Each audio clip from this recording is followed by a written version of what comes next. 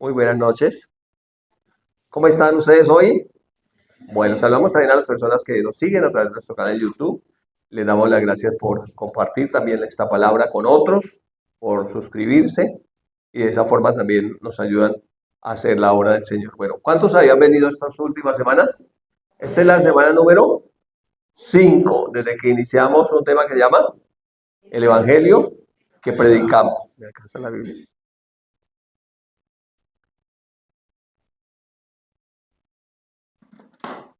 Gracias. Entonces, ¿cuántos recuerdan la cita?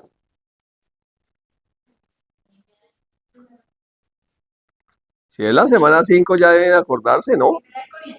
Ay, Dios mío, imposible, lo tenemos que aprender de memoria, mano.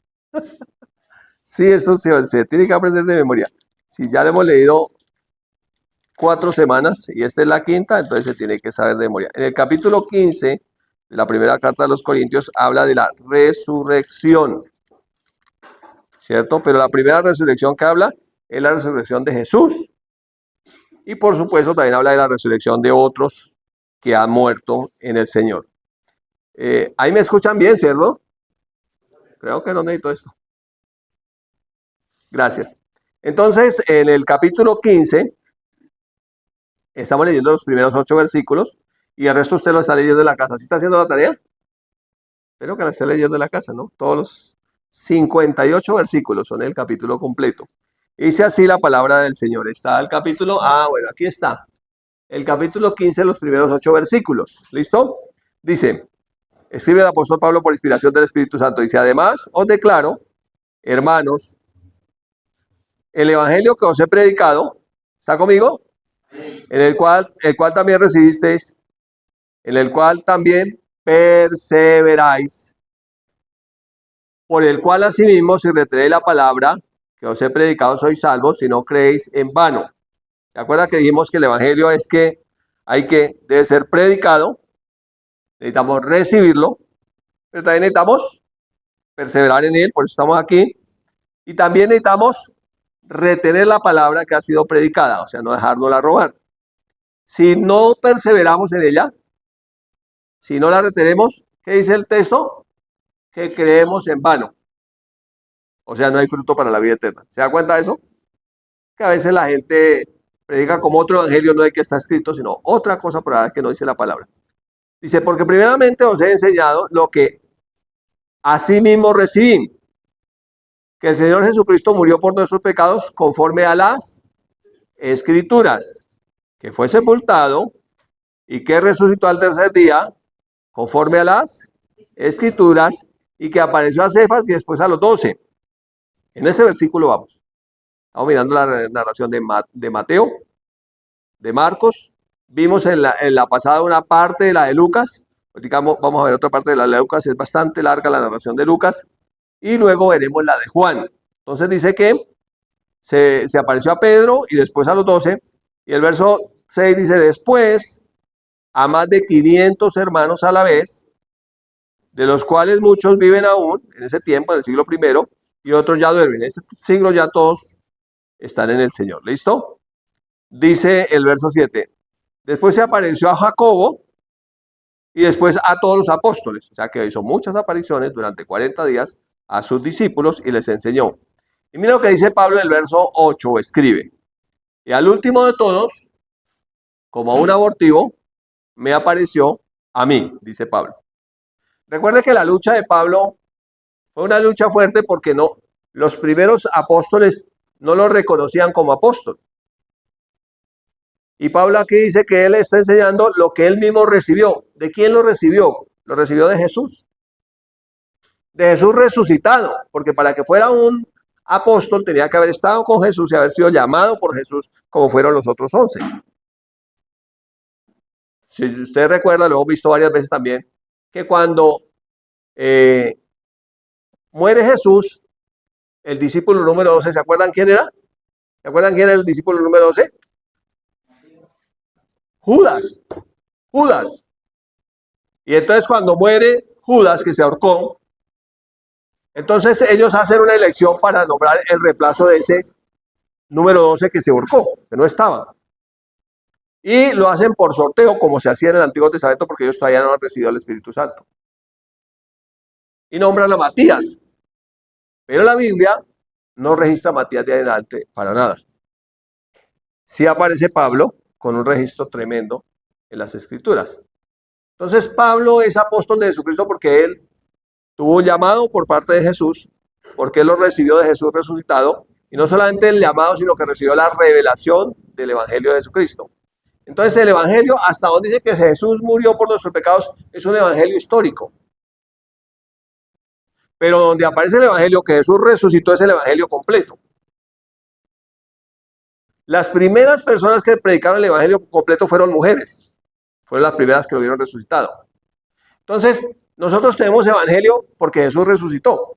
Si no, tendríamos una historia. Jesús vino, Jesús estuvo en la tierra, que Jesús hizo milagros, que Jesús murió por nuestros pecados, que fue sepultado y ya. Pero tenemos el Evangelio porque Jesús resucitó, porque Él vive.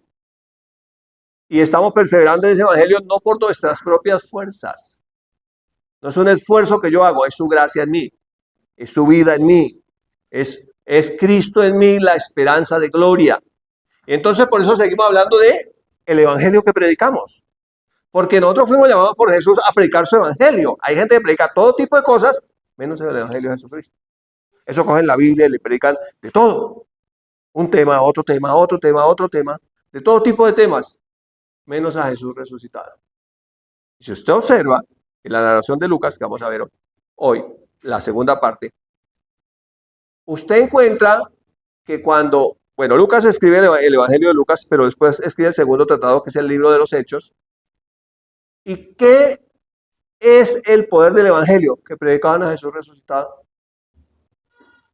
¿Qué es el poder en su nombre? Que muchos milagros hicieron fue por su nombre. Jesús resucitó. Jesús resucitó. Jesús resucitó. Jesús resucitó. Está vivo. ¿Por qué está vivo? Porque nosotros nos encontramos con Él. Él nos enseñó, nosotros comimos con Él. Nosotros lo tocamos. No fue una historia que nos contaron. Nosotros somos testigos presenciales de ese hecho. Esa es la narración del Evangelio del primer siglo, y el poder del Evangelio es ese. Pero a través de los siglos, de alguna manera, la iglesia pues ha divagado en una y otra cosa y ha venido de todo y se ha dejado el verdadero Evangelio, que es el Evangelio que dice que Jesús resucitó, que Jesús está vivo. Y por eso cuando usted lee el capítulo 15, le dejo la tarea para que lo termine de leer, habla de la resurrección primero de Jesús, pero más adelante usted sigue leyendo, va a hablar de la resurrección nuestra. Esa es la esperanza bienaventurada que tenemos, que nosotros vamos a resucitar. Por eso es que Pablo dice que si solamente creemos en Jesús para esta tierra, o sea, nuestra vida aquí en la tierra, pues somos los más dignos de lástima. Porque lo poderoso del Evangelio es que creemos para la eternidad. Claro, para esta tierra también, pero lo poderoso es que es para la eternidad. O sea, lo poderoso es que así como Jesús se levantó al tercer día, Él también un día nos levantará y viviremos con Él por toda la eternidad. Por eso cuando Lucas narra en Hechos 1, que Jesús asciende allá desde el Monte de los Olivos, dice que ellos se quedaron mirándolo hasta que Él se ocultó en una nube, y que entonces unos ángeles con vestiduras resplandecientes le preguntaron: varones Galileos, ¿ustedes qué hacen mirando al cielo? Ese mismo Señor que ustedes vieron que fue levantado, que fue recibido en gloria, Él volverá. Él volverá. Y esa es nuestra esperanza, que Él volverá. Amén. Nuestra esperanza no está en las elecciones del 2026,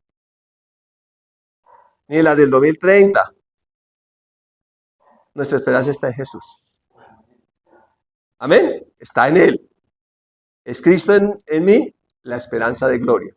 Y está hablando de una gloria eterna, un cuerpo glorificado, que recibiremos semejantes al cuerpo de Cristo. Ese es el Evangelio que predicamos.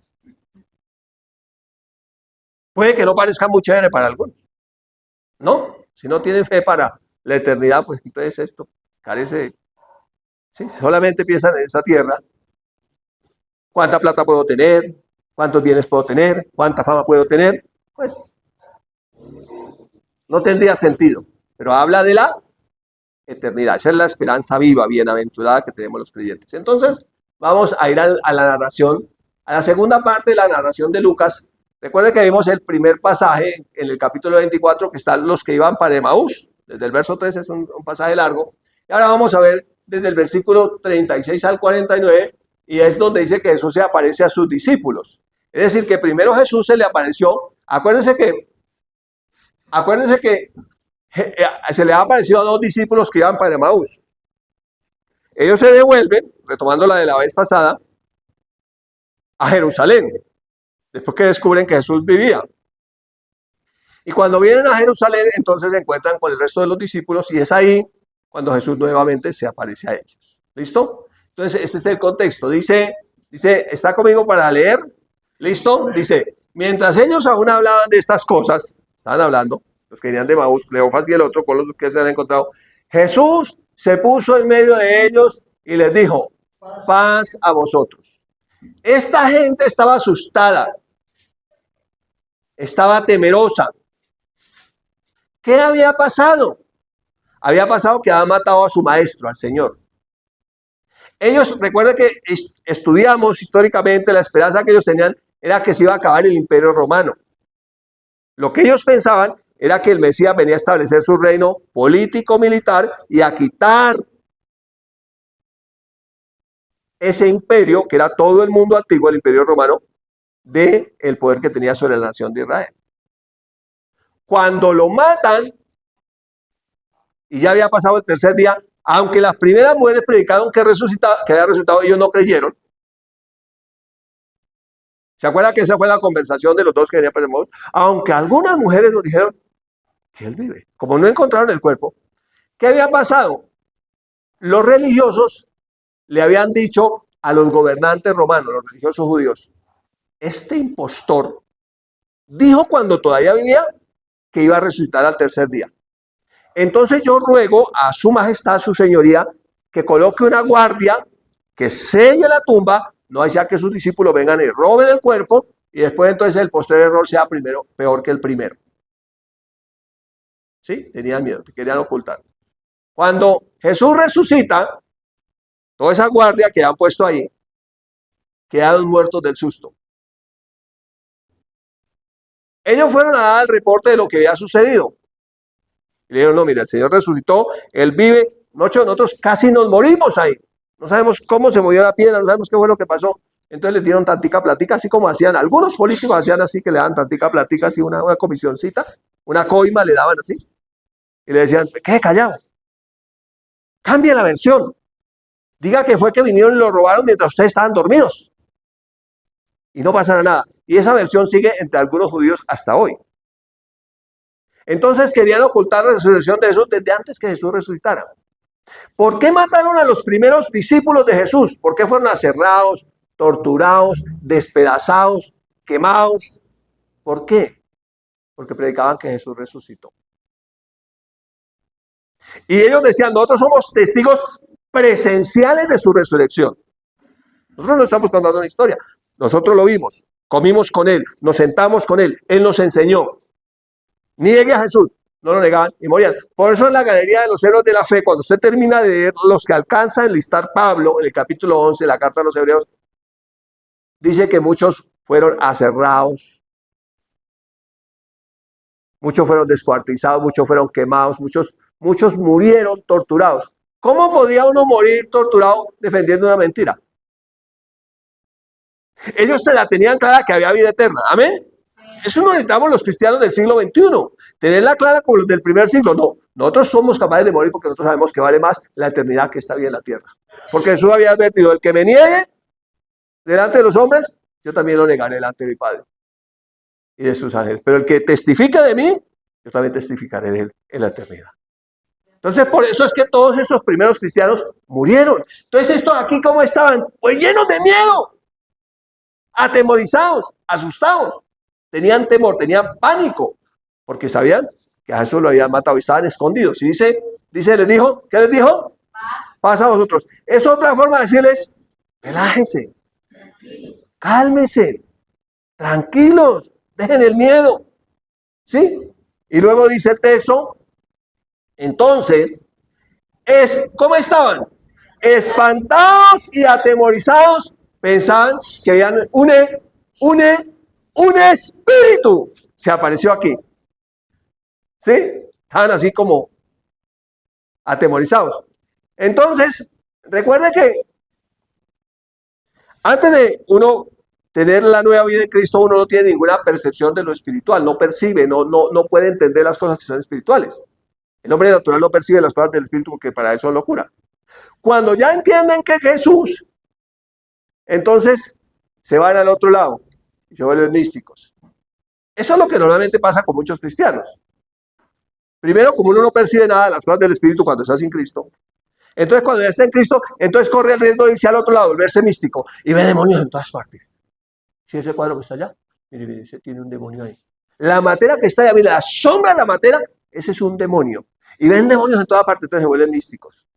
Entonces uno tiene que tener el cuidado de mantenerse en un equilibrio entre lo natural y lo espiritual y no irse al otro lado del misticismo tampoco. Ellos, ¡ah, un espíritu! ¡Ah! ¿Sí? No. Y mira lo que les dice Jesús. Pero él les dijo, ¿por qué estáis turbados y vienen a vuestro corazón estos pensamientos? ¿Por qué? Les preguntó Jesús. Y les dijo algo más. Le mostró, miren mis manos y mis pies, que yo mismo soy. Les dijo, palpen, miren, toquen, vean, toquen. Porque un espíritu no tiene carne y huesos como ven que yo tengo. Entonces, ¿cómo vino Jesús? Jesús vino con un cuerpo glorificado de carne y hueso eterno.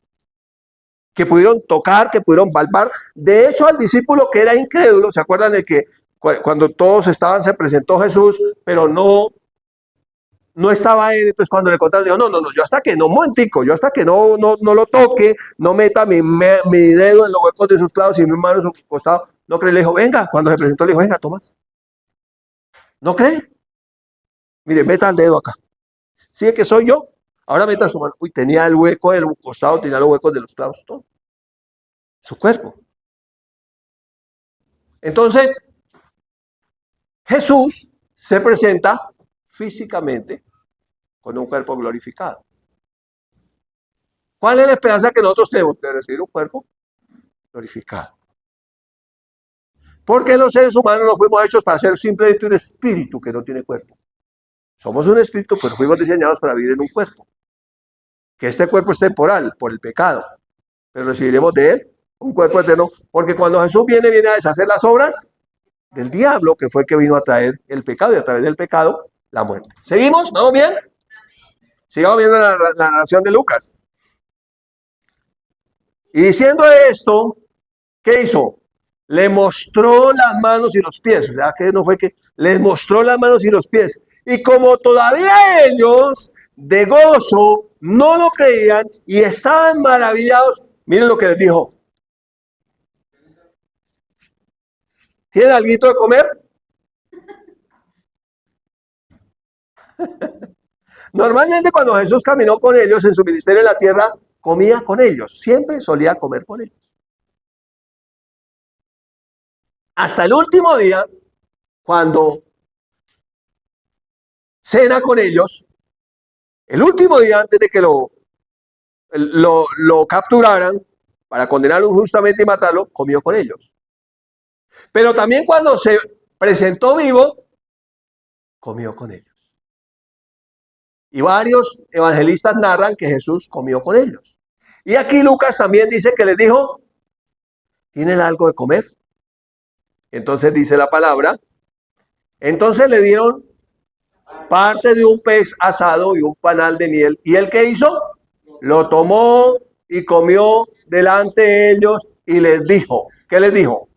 Esas son las palabras que yo les hablé, estando aún con ustedes, que era necesario que se cumpliese todo lo que está escrito de mí en la ley de Moisés, en los profetas y en los salmos. ¿De qué habla la Biblia? La ley de Moisés, el Pentateuco, Génesis, Éxodo, Levítico, Deuteronomio, Números y Deuteronomio, 5 libros. ¿De qué hablan? De Jesús.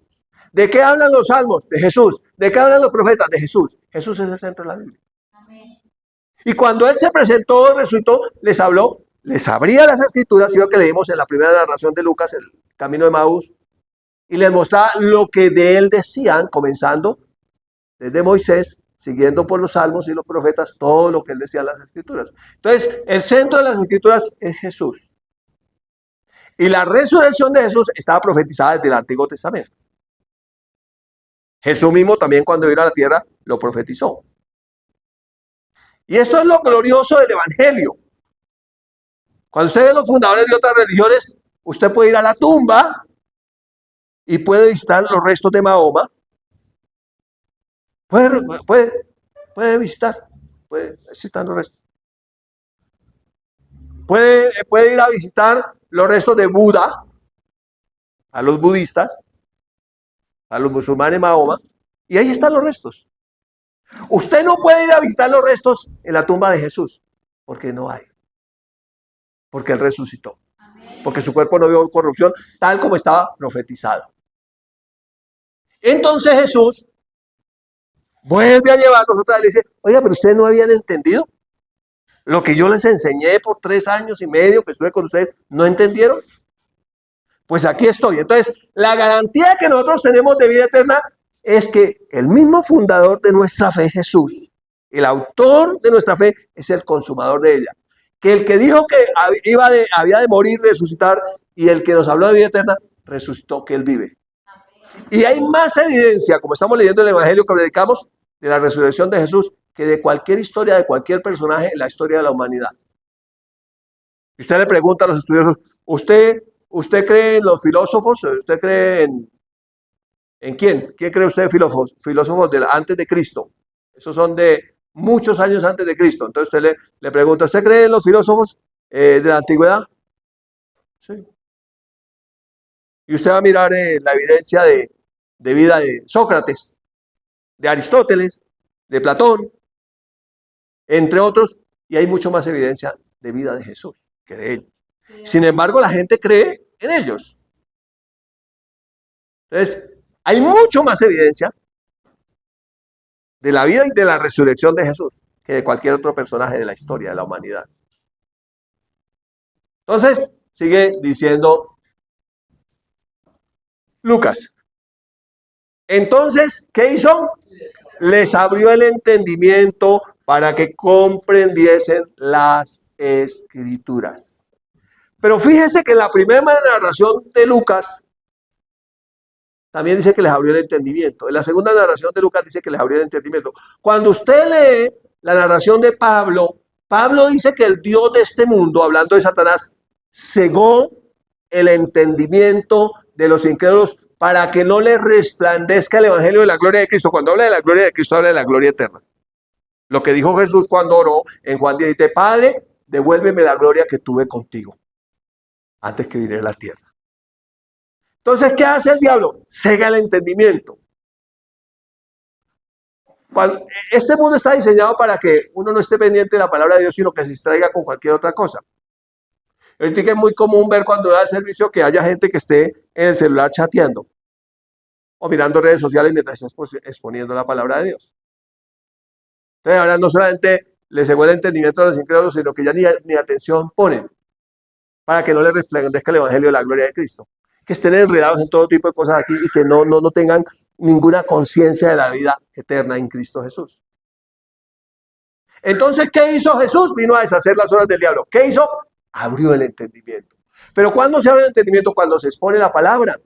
Porque él comenzó desde Moisés, profetas, salmos, enseñándoles lo que él decía en las escrituras, y es así cuando se abre el entendimiento, cuando la palabra es expuesta. No se puede abrir el entendimiento sin que la palabra fuera expuesta. Por eso dice que agradó a Dios salvar a los creyentes por la locura de la predicación. Para los incrédulos esto es una locura. Más para los que creemos es poder de Dios. Por eso Pablo dice en Romanos 1, 16, porque no me avergüenzo del evangelio, porque es poder de Dios para salvación y eterna, a todo aquel que cree. Al que cree. Y al que no cree, locura. Entonces, si le dicen que estamos locos, Lucas, pues están condenados. Pero si es poder de Dios, yo necesito la palabra, entonces, bienaventurado. Nos veremos en la eternidad. Amén. Y aquí en esta tierra también, por supuesto, más tiempo, lo que el Señor tenga dispuesto. Y les dijo, ¿qué les dijo? Así está escrito. Mire, ¿qué hay que predicar? Lo que está escrito. Nosotros no tenemos que inventarnos nada, lo que está escrito. Así está escrito, le dice el Señor. Y así fue necesario que Cristo, el ungido, ¿cierto?, padeciese y resucitase de los muertos al tercer día. Fue necesario. Tenía que cumplirse. Porque la humanidad pecó y estaba condenada. Un ser humano tenía que pagar. Pero ese ser humano que es mayor que la muerte no la pudo retener. Al tercer día resucitó, dice Jesús. Y que se predicase en su nombre el arrepentimiento para perdón de pecados en todas las naciones. Entonces, después que Jesús viene y resucita, tenemos que predicar en su nombre. ¿Qué? Arrepentimiento para perdón de pecados. ¿En qué? En su nombre. No en el nombre de ningún otro. No, venga, confiese conmigo y aquí entonces yo le hacemos un negocito aquí, yo le hago la mediación y lo absuelvo. No. Perdón de pecados en su nombre. Porque el único que pagó por los pecados es Él. Amén. Entonces, perdón de pecados en su nombre. ¿Dónde debe ser predicado arrepentimiento para perdón de pecados? En todas las naciones. En todas las naciones. Dice, ¿desde dónde comienza? Desde Jerusalén. En el siglo I comenzaron a predicar en Jerusalén. En el siglo XXI el evangelio se ha extendido por todas las naciones, tal como Jesús lo dijera allá, en el siglo I. Tremendo poder del evangelio, ¿no? Amén. Tremendo poder del evangelio. Se cumple como está escrito. Entonces, cuando uno observa eso, uno lo que hace es quedar maravillado. Y sigue diciendo, y vosotros sois testigos de estas cosas. Mire, testigo es alguien que estuvo en el lugar de los hechos. No es testigo los que dicen, yo soy testigo de Jehová. Es falso testimonio. Eso no es ningún testigo. Eso es un mentiroso. Testigo es alguien que fue testigo presencial de los hechos. Entonces, si ustedes son testigos de eso, si ustedes estuvieron conmigo, ustedes comieron conmigo, fueron enseñados por mí, ustedes me vieron antes de morir, durante el sacrificio, cuando fui enterrado y cuando resucité. Ustedes son testigos. Amén. Por eso es que ellos dieron la vida por él, porque ellos eran testigos. Lo que nosotros hemos visto y oído, lo que palparon nuestras manos, de lo que nosotros somos testigos, ustedes son testigos de estas cosas. He aquí, mire la promesa, linda la promesa, dice. He aquí, yo enviaré la promesa de mi Padre sobre vosotros. Dice, hay una promesa que va a venir sobre ustedes. ¿Pero qué les dice? Pero quédense en la ciudad de Jerusalén hasta que sean investidos con poder desde lo alto. Entonces ya llegó el tiempo, Jesús resucitó. ¿Cómo estaban ellos? Espantados, atemorizados. Dicho en ñero sería, están paniqueados. Están paniqueados. Mira, ¡ay! Van a venir. No es un espíritu. Estaban muy asustados. Ahora, ¿qué necesitan? El Espíritu de Cristo para ser valientes. Y solo después de que reciben el Espíritu de Cristo, es cuando dan la vida por él. Porque aquí, en la primera parte, ninguno estaba dispuesto a dar la vida por él. Todos lo abandonaron, cada uno cogió por su camino, lo negaron, se atemorizaron, ninguno daba la cara, todos estaban asustados. Cuando usted sigue leyendo la narración de Lucas, se sorprende. Lástima que no tuviéramos todo el tiempo, porque aquí sigue la narración de Lucas, pero en hechos. Entonces, cuando le empieza a hablar a Teófilo, le dice, en el primer tratado, Teófilo, lo ha leído. Sigue la narración de Lucas. Es la más larga. Sigue 28 capítulos más adelante. Le dice Lucas, en el primer tratado, Teófilo, hablé acerca de las cosas que Jesús comenzó a hacer y a enseñar. Entonces, el Evangelio de Lucas es el primer tratado. Yo le hablé de las cosas que Jesús comenzó a hacer y a enseñar. Hasta el día que fue recibido arriba. O sea, ahí termina el Evangelio de Lucas, hasta que Jesús fue recibido arriba en gloria, después que resucitó. Después de haber dado mandamientos por el Espíritu Santo a los apóstoles que había escogido, a quienes también, después de haber resucitado, se presentó vivo con muchas pruebas indubitables, apareciéndoles durante 40 días, hablándoles acerca del reino de Dios. O sea, ellos durante 40 días tuvieron el privilegio de estar sentados con el Maestro que les abrió las escrituras y el resultado les habló del reino. El reino de Dios. ¿Se acuerdan que ellos esperaban que el reino va a ser de este mundo? Así como todavía hay algunos cristianos en el siglo XXI, no, esperamos que ya Él va a restablecer el reino. Y que el Señor está tratando de pelear por establecer su pequeño reino en Colombia. No, no. El reino de Él es un reino en este tiempo invisible. El rey es invisible. Él quiere reinar en corazones dispuestos. ¿Y sabe una cosa? ¿Cuál es la lucha de los cristianos? Que ni aún en nuestros propios corazones reina Él, sino que reinan un montón de cosas que no son Él. Hasta que podamos decir Él es mi rey. Cuando podemos decir Él es mi rey, porque lo que Él dice son decretos para mí, que yo obedezco porque Él es mi rey. Y esa es la lucha que tenemos contra la carne todos los días. ¿Qué reina? Pues se dice, no reine pues el pecado entre vosotros, dice Romanos 6. Hay muchas cosas que reinan. La envidia, el egoísmo, tantas cosas reinando. Pero el rey está vivo. Y el rey quiere reinar en nosotros. ¿Y sabe por quién va a venir Él? Cuando venga, en el rapto de la iglesia, por los corazones sobre los cuales Él está reinando. A mí me gustó mucho cuando vi un video que nos enseñaron en el Centro de Entrenamiento Bíblico que se llama Él es mi rey. Es un video narrado impresionante, ¿lo oye? Él es mi rey, es impresionante. Que podamos decir, Él es mi rey está vivo, mi rey volverá. Espero su gloriosa venida. Y mira lo que termina diciendo, porque no quiero dejarlo inconcluso. Le dice, y estando juntos, les mandó que no se fueran de Jerusalén, lo mismo que acabamos de leer en el Evangelio de Lucas, sino que esperasen la promesa del Padre, la cual les dijo, oíste de mí. ¿Se acuerda que Él les hablaba que el Espíritu Santo iba a venir? Les conviene que yo me vaya, si no me fuera, entonces el Espíritu Santo no vendría, pero como no voy, entonces lo voy a enviar. Entonces el reino de Dios es una vida en el Espíritu. No siendo místico, viendo Espíritu en todas partes, sino viviendo en el Espíritu. ¿Qué es vivir en el Espíritu? Es vivir en la palabra. Eso es la palabra como está escrita. Amén. Es que Dios me habla. ¿Cómo me habla Dios? Me habla por la palabra. Que cada vez que yo voy a la iglesia, yo no voy simplemente por ir y verme, claro, también me veo con mis hermanos, saludo a mis amigos. Mi esposa dijo, también consigo novia. Bueno, los que pueden conseguir novia, yo ya no puedo, ya me pasé esta etapa, pero los que pueden conseguir novia, pues consiguen novia y todo hace parte de la iglesia. Pero ante todo yo vengo a encontrarme con Él. Ante todo yo vengo a que Él me hable. Y cuando Él me habla, mi vida cambia. No cambia sin que Él me hable. Porque las palabras que yo he hablado son espíritu y son vida. Entonces les dijo, oísteis de mí. Mire lo que agrega el Señor Jesús hablándoles. Porque Juan el Bautista, ¿cierto? Ciertamente bautizó con agua. Mas vosotros seréis bautizados con el Espíritu Santo dentro de no muchos días. ¿Cuántos días exactamente? 50 días después que Él resucitara, 10 días después que Él fuera levantado.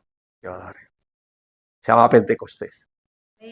¿Sí? Entonces, el Espíritu Santo viene sobre ellos y cuando el Espíritu Santo viene sobre ellos, cambian de ser cobardes a ser valientes.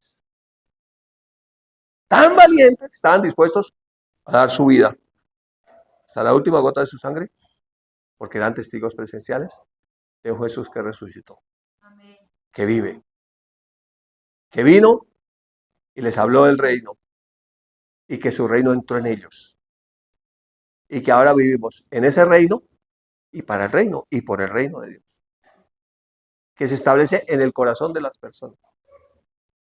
Por eso no reina el pecado entre nosotros, no reina la envidia entre nosotros, no reina el orgullo en nosotros, no reine ninguna cosa vana de este mundo entre nosotros. No es porque sea malo, de pronto esto, lo otro, no, pero no puede reinar. Si reina San Billete, Jesús no es mi rey. Pero si Él reina, bienaventurado. ¿Sí? Bienaventurado. Entonces, seguiremos en una próxima con más del Evangelio que predicamos. Te bendigo con esta palabra en el nombre de Jesús.